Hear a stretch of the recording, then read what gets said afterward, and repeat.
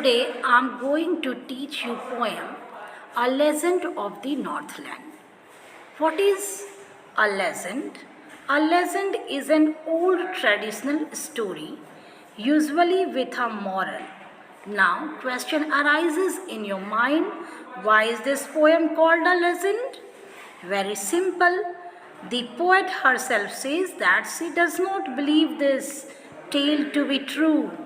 This poem is called a legend because it preaches generosity towards fellow beings. Okay? Now, I'm going to explain stanza wise. First stanza is that very simple stanza, and in first stanza you have to read and you get meaning simply. Stanza is away, away in the Northland, where the hours of the day are few and the nights are so long in winter that they cannot sleep them through. There are some words like legend means old traditional story, away, away, very far away. Away is repeated here. Northland, a place located in the far north of Europe. Hours of the day, daylight, hours. Okay? Now, cannot sleep them through means cannot sleep through the entire night. I am going to explain here. The poet introduces the place from which her story is derived, which is the Northland, where the days are short and nights are long in winter. It is so cold in that season that people cannot sleep comfortably the whole night and often wake up as the people. Here it is given that they wake up the entire night. Now second stanza. Second stanza is where they harness the swift reindeer to the sledges when it snows, and the children look like bears' cubs in their funny, furry clothes. Now, here are also some words. We must know harness means tie, reindeer means animal residing in the far north, sledges means animal, drawn carriage used for transportation over snow, furry means made of fur. Here, in this stanza, poet is speaking that people like to go sledging by tying reindeers to their sledges to pull them. Because of the cold, children wear heavy woolen and fur cloths that cover them up fully and make them look like bear cubs. Now we must read next stanza, third stanza. Okay? Third stanza is they tell them a curious story. I don't believe it is true, and yet you may learn a lesson if I tell the tale to you. Curious means strange. Tis, short form of it is. Tale means story. Now, explanation. Here it is given, the poet tells that parents in the Northland tell their children a story, although the poet does not think this story is true. It should be told nonetheless because it teaches children an important lesson. Once, when the good Saint Peter lived in the world below and walked about it preaching just as he did, Stanza 4, there are also some words like Saint Peter, okay? Just like holy men lived in the world below was alive, preaching means giving sermons. Now, here the poet says that, here it is given that, then the poet begins to tell the story. Then the poet begins to tell this story. This story is about Saint Peter as he traveled around the world preaching the word of God. Stanza 5. He came to the door of a cottage in traveling round the earth where a little woman was making cakes and baking them on the hearth, and being faint with fasting. Here it is given that for the day was almost done, he asked her from her store of cakes to give him a single one.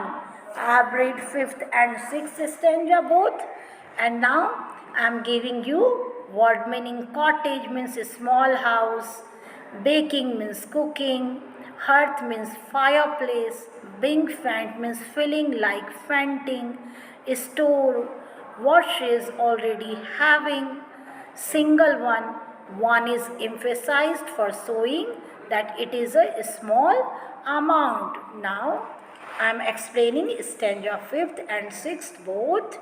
Saint Peter came to a woman's house in the Northland just when she was baking cakes in her fireplace. Okay, for herself, Saint Peter's body was pale and tired of the end himself. He asked the woman to give him only one of the many cakes that she was baking. Now, we have to read another stanza, stanza number 7. So she made a little cake, but as it baking lay, she looked at it and thought it seemed too large to give away. Baking lay means was being baked. Give away means donate free. Okay? Now, so the woman baked a very small cake, but before she could give it to Saint Peter, she started thinking. Okay, she started thinking.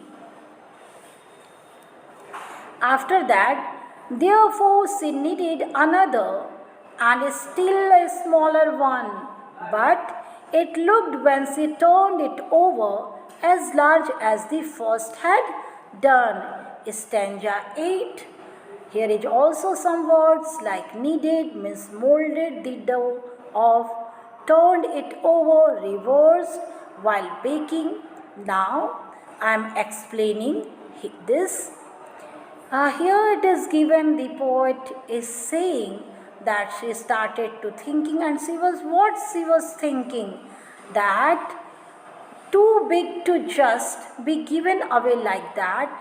So the woman went on to make an even smaller cake, but this also looked as big as the first one to her. She was very greedy. She was thinking and thinking again and again and again and again. See, trying to make a smaller size cake. Now stanza 9.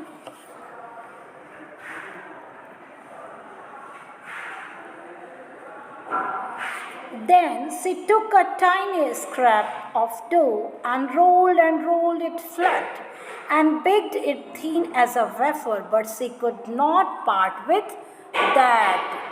Okay, now here are some words. What is these words? You may search fast. Tiny scrap means very small piece. Dough means cake mixture. Okay. Rolled means rolled is repeated to show that it was rolled very thin. Wafer means thin slice. As you are looking softy, the upper part is very wafer, thin layer. In this stanza, in her third attempt to make a cake, so small that she would not mind giving it away, she took an extremely small lump of dough, and when she rolled out the dough, her cake was as flat and thin as a wafer. After that, what happened? However, she could not even Bear to give that small cake away. She did not want to give the smaller one. For she said, my cakes that seem too small when I eat of them myself are yet too large to give away. So she put them on the shelf. Here word is part with means give away, eat of them, eat them. Self means place of storage. Now woman is saying that the woman said that the cakes that seemed small when she herself take herself act were all too big to be donated for free.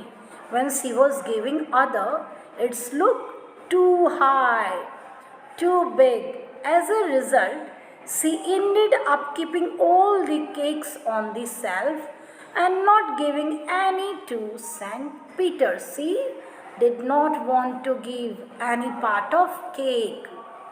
Now we are coming stanza 11. Then good St. Peter grew angry, for he was hungry and faint, and surely such a woman was enough to provoke a saint. For means because surely means definitely, a provoke means irritate or anger. Now, my dear students, here it is given. Now I am explaining. This anger, this behavior angered St. Peter because he was hungry and weak and needed some food. Okay? It is not easy to anger a saint, but the selfish woman had been able to do so. As we all know that holy persons, saint people are very calm and quiet. But due to behavior of this greedy and miser woman, he became very angry because he was hungry. After that, stanza 12.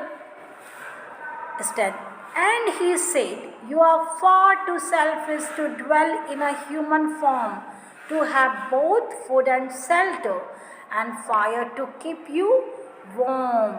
Selfish means greedy or not considerate. Dwell means live. And now, what the Saint Peter said? He put a curse on the selfish woman, telling her that she did not deserve to have such comforts of human life like a warm fire, a house to live in, and good food to eat whenever she wanted. Stanza 13. Now you shall build as the birds do, and shall get your scanty food by boring and boring and boring all day in the hard dry earth. Now in stanza 3 I am giving you word meanings. Build means make your nest as the birds, just like the birds. And boring means making holes in trees trunks with the beak to find food like insect. Now explanation. Saint Peter cursed because he was angry due to hungry the woman that she would have to build her own nest like birds do, and must dig holes into hard dry wood to get food to feed herself. Last stanza is 10. Oh no, this is 14th stanza. Then up she went through the chimney, never speaking a word, and out of the top flew a woodpecker, for she was changed to a bird.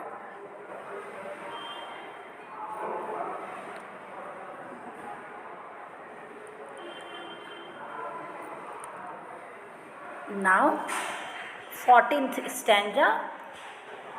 Then up she went through the chimney, never speaking a word, and out of the top flew a woodpecker, for she was changed to a bird. Now, then what happened? The woman went up the chimney of a house, being speechless. She was speechless and had turned into a woodpecker. This woodpecker could be seen flying out of the top of the chimney. Stanza 15. She had a scarlet cap on her head, and that was left the same, but all the rest of her clothes were burned black as a coal in the flame. What's scarlet means bright red, black as a coal, jet black, flame, fire in the hearth. Now, students, explanation of the stanza 15. As the woman had been wearing a red cap in human form, as a woodpecker, her head was still the same shade of red in color. However, all the clothes she had been wearing seemed to have been burned and had become black, and that is what the color of the woodpecker's body was. Now, last stanza. And every country schoolboy had seen her in the wood where she lives in the trees till this very day, boring and boring for food. Here there are some words like country schoolboys who live in rural areas. Wood means forest. This everyday today, boring for food, making holes in trees trunk with her beak for finding food. Explanation of last stanza. Very simple. The poet says that every schoolboy living in the villages had seen this woodpecker, and that she still digs into the bark of trees looking for worms and insects to feed on. Now students, you are all looking that here it is given that a ballad is a song narrating a story in short stanzas.